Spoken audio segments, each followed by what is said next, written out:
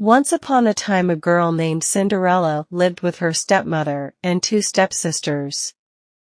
Poor Cinderella had to work hard all day long so the others could rest. It was she who had to wake up each morning when it was still dark and cold to start the fire. It was she who cooked the meals. It was she who kept the fire going. The poor girl could not stay clean from all the ashes and cinders by the fire. What a mess, her two stepsisters laughed. And that is why they called her Cinderella. One day, big news came to town. The king and queen were going to have a ball. It was time for the prince to find a bride. All of the young ladies in the land were invited to come. They were wild with joy. They would wear their most beautiful gown and fix their hair extra nice. Maybe the prince would like them. At Cinderella's house, she now had extra work to do. She had to make two brand new gowns for her stepsisters. Faster, shouted one stepsister. You call that a dress? Screamed the other. Oh, dear, said Cinderella. When can I? The stepmother marched into the room. When can you what? Well, said the girl, when will I have time to make my own dress for the ball? You, yelled the stepmother. Who said you were going to the ball? What a laugh, said one stepsister. Such a mess. They pointed at Cinderella. All of them laughed. Cinderella said to herself, when they look at me, maybe they see a mess. But I am not that way. And if I could, I would go to the ball. Soon the time came for the stepmother and stepsisters to leave for the big party. Their fine carriage came to the door. The stepmother and stepsisters hopped inside. And they were off. Goodbye, called Cinderella. Have a good time. But her stepmother and stepsisters did not turn around to see her. Ah, me, said Cinderella sadly. The carriage rode down the street. She said aloud, I wish I could go to the ball, too. Then, poof. All of a sudden, in front of her was a fairy. You called, said the fairy. Did I? Said Cinderella. Who are you? Why, your fairy godmother, of course. I know your wish. And I have come to grant it. But, said Cinderella, my wish is impossible. Excuse me, said the fairy godmother in a huff. Did I not just show up out of thin air? Yes, you did, said Cinderella. Then let me be the one to say what is possible or not. Well, I think you know I want to go to the ball, too. She looked down at her dirty clothes. But look at me.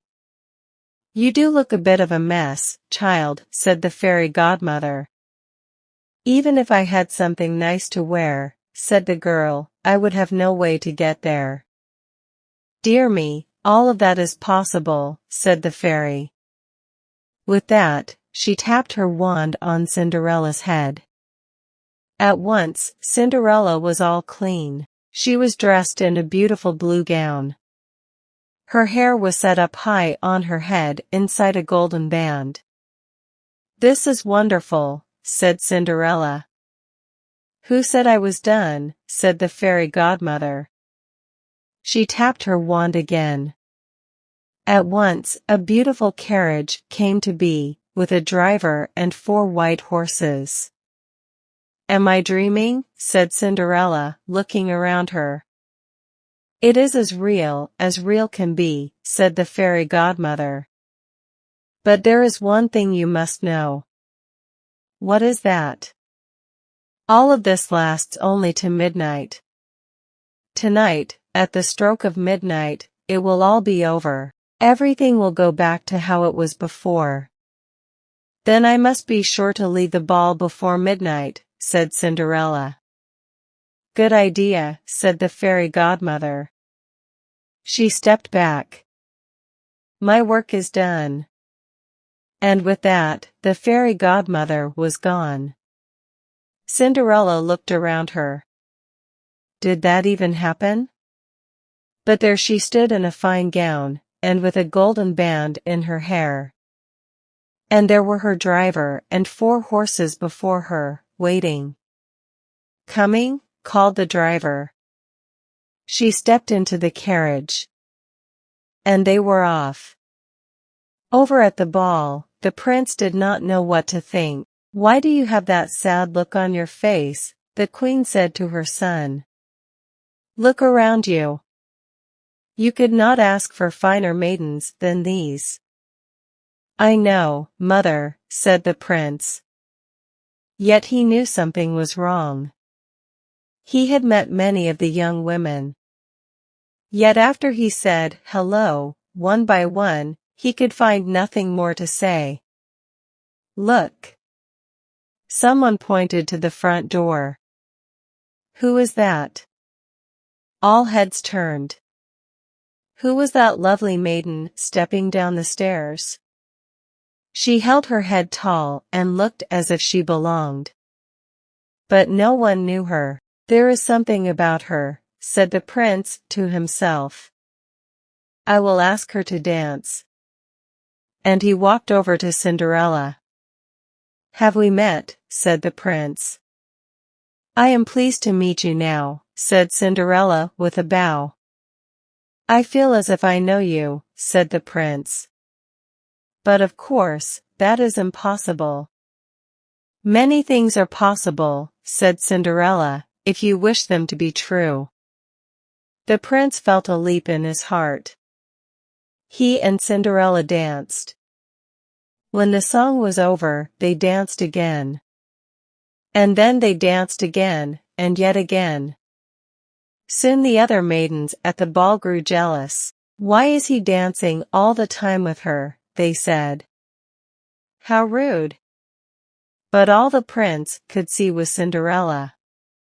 They laughed and talked, and they danced some more. In fact, they danced for so long that Cinderella did not see the clock. Dong, said the clock. Cinderella looked up. Dong, went the clock again. She looked up again. Oh, my, she cried out.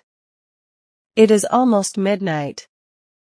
Dong, rung the clock. Why does that matter? Said the prince. Dong, called the clock. I must go, said Cinderella. Dong, went the clock. But we just met, said the prince. Why leave now? Dong, rung the clock. I must go, said Cinderella. She ran to the steps.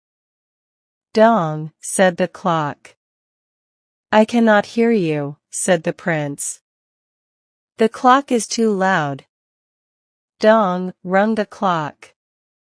Goodbye, said Cinderella. Up the stairs she ran. Dong, went the clock. Please, stop for a moment, said the prince. Oh, dear, she said as one glass slipper fell off her foot on the stair. But Cinderella kept running up. Dong, said the clock. Please wait a moment, said the prince. Dong, rung the clock. Goodbye. Cinderella turned one last time. Then she rushed out the door. Dong. The clock was quiet. It was midnight. Wait, called the prince. He picked up her glass slipper and rushed out the door. He looked around but could not see her blue dress anywhere. This is all I have left from her, he said, looking down at the glass slipper. He saw that it was made in a special way, to fit a foot like none other. Somewhere there is the other glass slipper, he said.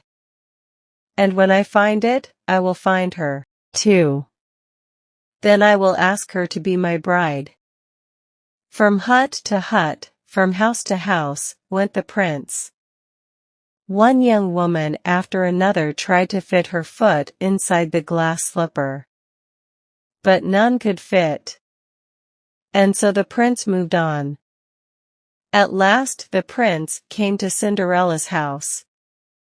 "He is coming," called one stepsister as she looked out the window. "At the door," screamed the other stepsister. "Quick," yelled the stepmother. "Get ready. One of you must be the one to fit your foot in that slipper. No matter what."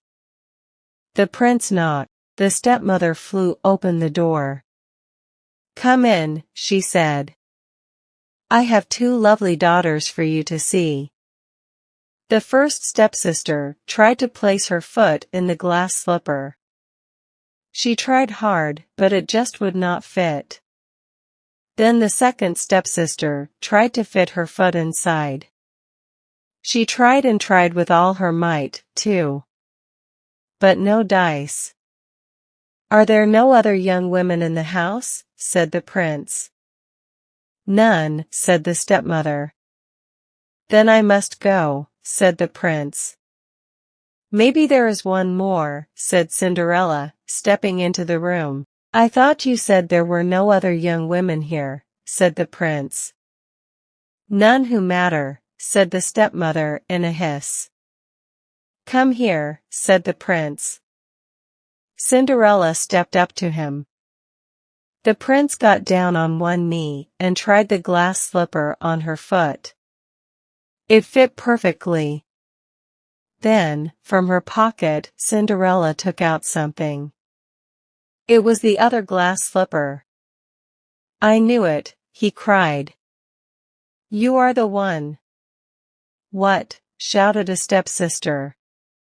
"Not her," screamed the other stepsister. "This cannot be," yelled the stepmother. But it was too late. The prince knew that Cinderella was the one. He looked into her eyes. He did not see the cinders in her hair or the ashes on her face. "I have found you," he said. "And I have found you," said Cinderella. And so Cinderella and the prince were married, and they lived happily ever after.